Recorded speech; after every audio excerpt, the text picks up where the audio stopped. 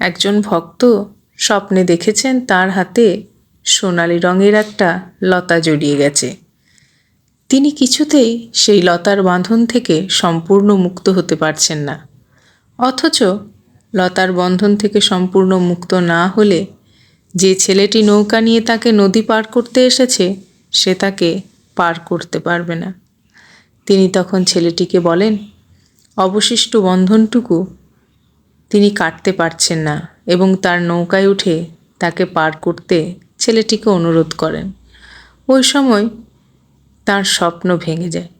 ভক্তটি এই স্বপ্নের কথা শ্রী শ্রী মাকে বলায় তিনি বলেন, ওইটি যে দেখলে ওইটি ওর রূপ ধরে মহামায়া পার করে নিলেন। স্বামী বলো, পুত্র বলো, দেহ বলো, সব মায়া। এইসব মায়ার বন্ধন কাটাতে না পারলে পার হওয়া যায় না। দেহে মায়া, দেহাত্ম বুদ্ধি, শেষে এটাকেও কাটাতে হয়।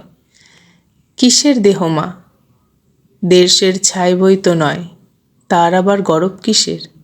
যত বড় দেহখানাই হোক না, পুড়লে ওই দেশের ছাই, তাকে আবার ভালোবাসা।